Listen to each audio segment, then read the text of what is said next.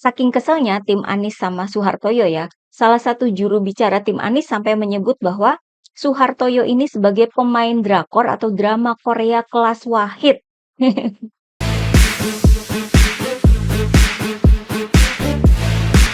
Hai guys, jumpa lagi dengan saya, Nina Nur. Kali ini kita akan kembali sebentar ya ke MK.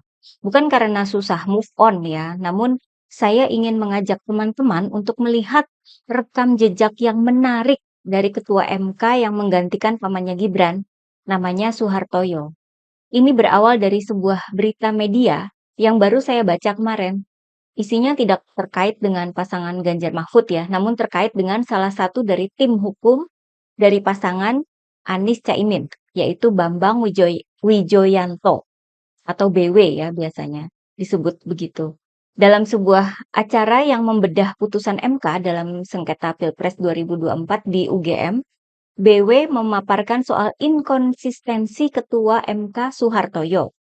Selama ini, perhatian saya kan lebih terfokus pada 3 hakim yang dissenting dalam sengketa hasil Pilpres 2024 ya, ada Saldi Isra, Eni Nurbaningsih, dan Arief Hidayat. Namun ternyata Ketua MK Soehartoyo ini yang menjadi penentu, yang punya peran paling penting dalam putusan MK itu. Kita kembali dulu ke apa yang disampaikan oleh Bambang Wijoyanto di UGM ya, hari Selasa lalu.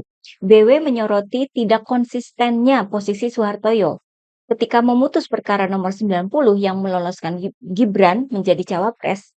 Soehartoyo merupakan salah satu hakim MK yang dissenting.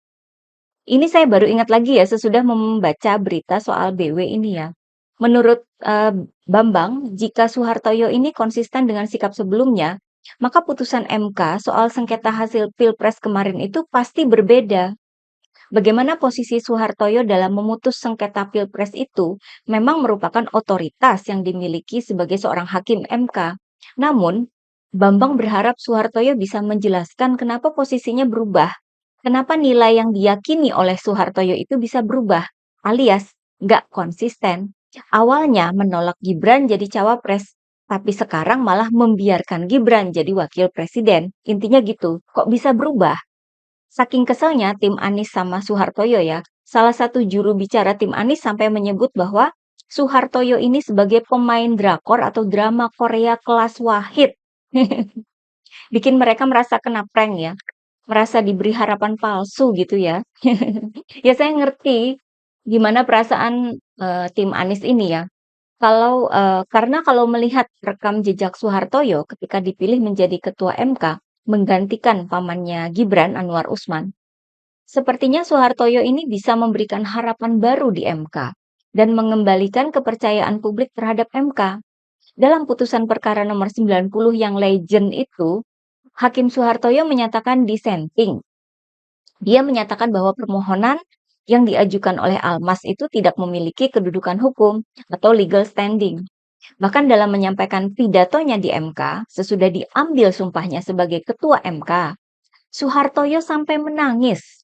Soehartoyo mengajak para hakim MK membangun kembali kebersamaan dan berharap agar publik dan masyarakat luas kembali memberikan dukungan terbaiknya kepada MK, sehingga MK dapat segera bangkit kembali dan bekerja sesuai dengan harapan para pencari keadilan. Kata-katanya itu sangat dalam, sangat bermakna ya, dan memberi harapan besar pada publik. Image atau citra sebagai seorang hakim yang lurus juga sempat terlihat dalam sebuah acara televisi. Itu sekitar bulan Februari lalu ya. Waktu itu Soehartoyo menyatakan bahwa dia ingin dikenang sebagai seorang hakim yang baik. Soehartoyo juga sempat bicara soal perkara 90, bahwa perkara Gibran itu membuat kepercayaan publik pada MK menjadi turun. Namun dia yakin kepercayaan publik akan kembali jika MK mampu membuktikan integritasnya dalam menangani perkara-perkara sengketa pemilu. Soehartoyo juga mengajak sesama hakim MK dalam menjaga integritas itu. Bicara soal integritas ya, lah kok di putusan kemarin gak ikut bersama 3 hakim yang dissenting? Perlu diketahui ya bahwa ada 8 hakim MK yang mengadili sengketa Pilpres 2024 kemarin. Kan ada 3 yang dissenting, sehingga lawannya ada 5 hakim yang akhirnya membuat gugatan ditolak ya. Ternyata posisi Soehartoyo sebagai ketua MK itu sangat signifikan, punya peran yang sangat penting dalam menentukan putusan akhir. Kalau jumlahnya 8 itu kan ada kemungkinan 4-4. Jika sampai 4-4, maka di mana suara ketua sidang pleno, maka itulah yang menjadi keputusan MK. Ketua sidangnya kan ketua MK, Soehartoyo. Oleh sebab itu, jika waktu itu Soehartoyo ikut dissenting dengan 3 hakim lainnya, maka seperti yang tadi disebut oleh Bambang Wijoyanto, bahwa putusan MK akan berbeda. Jadi wajar juga ya kalau ada sebuah harapan besar dari tim hukum Anies Imin terhadap Soehartoyo ini berdasarkan pengalaman sebelumnya di perkara nomor 90. Jadi, wajar juga kalau tim hukum Anies kemudian masih mempertanyakan alasan perubahan sikap atau posisi Soehartoyo. Itu kan perubahan besar ya, 180 derajat. Di medsos sih lumayan rame ya, para netizen menduga-duga. Kok sampai berubah sedemikian drastis? Sampai kemudian beredar berita-berita rekam jejak Soehartoyo di media. Ternyata Soehartoyo ini ketika dipilih sebagai hakim MK dulu pada tahun 2014, sempat jadi polemik. Sempat ada dugaan dari Komisi Yudisial bahwa Soehartoyo menerima gratifikasi dari mantan terpidana kasus korupsi BLBI, Sugiono Timan. Komisi Yudisial menyebut bahwa Soehartoyo membebaskan Sugiono Timan ketika perkaranya masih di Pengadilan Negeri Jakarta Selatan. Komisi Yudisial kemudian menyampaikan dugaan itu ke pemerintah. Dan karena masih ada penyelidikan dari Komisi Yudisial, maka kemudian ada juga desakan dari elemen masyarakat kepada Presiden Jokowi agar tidak melantik Soehartoyo jadi hakim MK. Namun akhirnya Presiden Jokowi terus saja melantik Soehartoyo. Soehartoyo sendiri membantah semua tuduhan dari Komisi Yudisial itu. Katanya nggak pernah terima gratifikasi dan nggak pernah menyidangkan perkara BLBI itu ya. Dia hanya menunjuk majelis hakim yang menyidangkan perkara itu. Itu cerita tahun 2014-2015 ya. Lanjut ke tahun 2020. Ada polemik lagi yang menyangkut para hakim MK termasuk Soehartoyo. Oleh Presiden Jokowi waktu itu, Soehartoyo beserta 5 hakim MK lainnya dianugerahi Bintang Mahaputra. Mengapa jadi polemik? Karena ada kekhawatiran bahwa penghargaan itu akan menimbulkan konflik kepentingan. MK itu kan mengurus sengketa yang menggugat pemerintah. Waktu itu sedang ramai soal gugatan terhadap Undang-Undang Nomor 3 Tahun 2020 tentang pertambangan mineral dan batu bara atau Minerba. Dan satu lagi soal Omnibus Law, Undang-Undang Cipta Kerja, yang juga banyak gugatannya ya. Dan memang akhirnya pada tahun 2021, MK itu menolak gugatan terkait Undang-Undang Minerba itu. Sama halnya dengan berbagai gugatan terhadap Undang-Undang Cipta Kerja selama tahun 2021 itu ada 9 gugatan yang diajukan.